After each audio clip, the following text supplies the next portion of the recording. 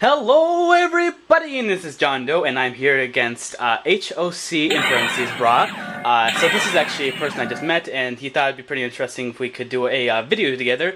He wanted to show off this deck he's playing. As you can see in the title, he's going to be using a Nimble Frog deck, or Frog Nimbles, or whatever you want to call it. And I'll be using my Chronomaly Turbo deck. I'm not pretty sure if I've actually done a deck profile. I'm positive I haven't done a deck profile of this, but eventually you guys will see the deck profile of my Chronomaly Turbo. So I go for a first turn Ninja, and I use Dragon's Effect since it was a successfully XYZ summon, so I get to draw a card, and he uses Heavy Storm on my Call the Haunted, which kind of sucked for me. At the time I was actually teching Call the Haunted and XYZ Reborn.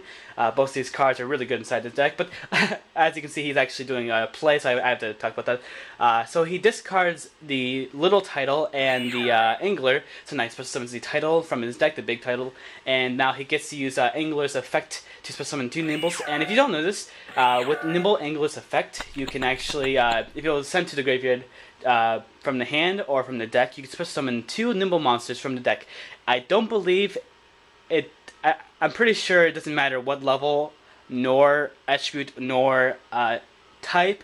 I'm positive that the attribute and the typing don't matter, but the level, I'm not completely sure. I'm pretty sure it's level 3 or lower. But anyway, he summons all 3, and now he sacrifices all 3 to summon Obelisk, which I'm like, what? The merp! He just summons Obelisk, and now I'm basically gonna lose right here because my deck is based off of easily summoned rank 5 monsters, but all my monsters can't get over Obelisk because Obelisk is 4,000 and my strongest monster is 2,600, and Obelisk can't be targeted, so at this point I basically lose. So, but I thought I'd actually put this video up because he does pretty cool plays.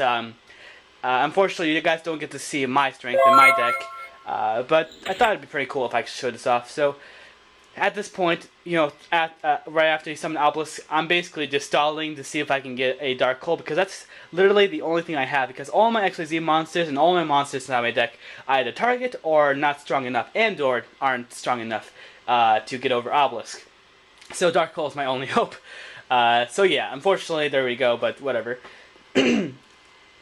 So I'm thinking what I should do here, because like I was saying, like I just said, I don't have anything to get over Obelisk, so it kind of sucks for me.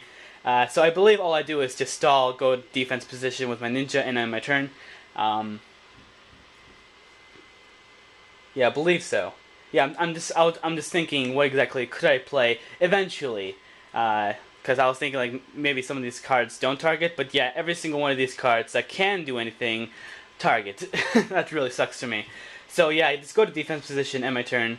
In my hand, I technically do have an XYZ play if I wish to do so, but there's no reason to do so, of course. So now it's his turn. During my end phase, title goes to the hand. He remembered that. Good thing he remembered that, because I probably would have forgotten about it.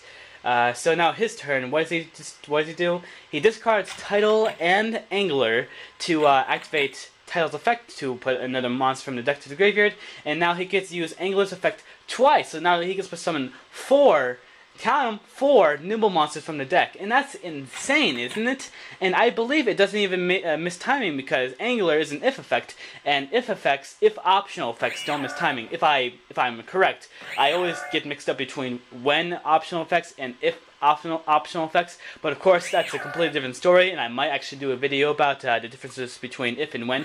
But back to this duel, of course. I believe this is actually the part where you guys get to see a really cool tech inside this deck. He uses this spell card, this field spell card. Yeah, there it is. That's kind of like the new Yumi.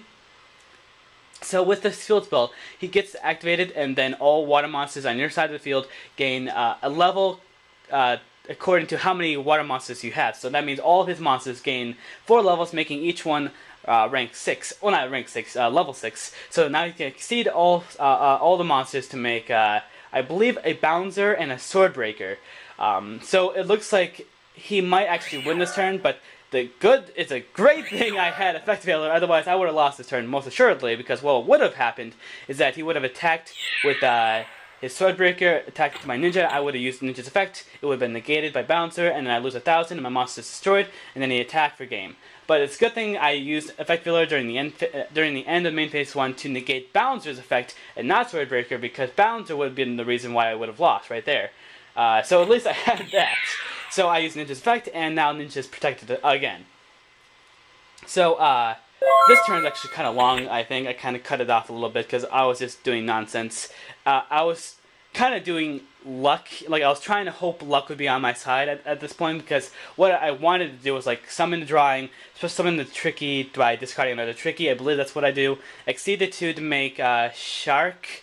Well, actually, I actually summoned Volcasaurus. However, I decided to change my mind, so I went for Shark. I believe I cut off that part, so it goes automatically to Shark.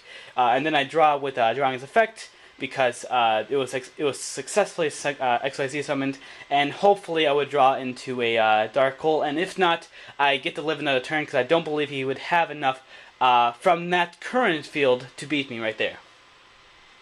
So yeah, there we go. If we finally get to do my play, yeah, I'm sorry about how long my turn was. I was really having difficulty trying to think what I would do. Actually, I think I discard the Heavy Storm, or do I? Because Heavy Storm is kind of useless at this point. Nope, I discarded Tricky.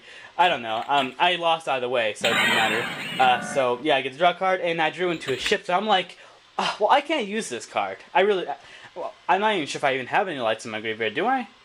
I'm not completely sure. I can't remember. It's been a long time. So I eventually summoned the Shark, and as you can see, I eventually summoned Shark, because what I was thinking was that what I was saying is that Shark is completely useless in this situation, and I was thinking perhaps I can special summon the Volcasaurus to destroy like Balance, but I'm like, oh wait, he can negate it, and I would lose even more life points, and it would have been completely useless. So I just special summon the Shark, which couldn't do anything in this situation. So I believe this turn I lose. So what he does, he activates the Monster Reborn, special summons the Mantis from his graveyard, Nimble Mantis or whatever it's called. And now he uses another really interesting tech. He uses this card called Galaxy Light, or Galaxy Queen's Light Wave. So now all monsters in the field are at the same level, except the XYZs, because they don't have a levels, they are rankings, of course. So now both his Obelisk and his Nimble are both level 10. So now he exceeds the 2 to make Gustav, and I already knew what was going to happen. So I lose 2,000 life points because of Gustav's effect. And then at this point, I'm like, well, I lose, because after this play, he goes and puts summon Title from his graveyard, and there we go. That's basically about the game. But unfortunately, you guys didn't get to see how good my deck could be, but at least you guys can see what he did. And you can see that his deck is actually really good. I was pretty impressed with his plays. So anyway, I hope you guys enjoyed the video. If you guys have any suggestions, comments, or complaints, please comment below, and I'll see you guys next time.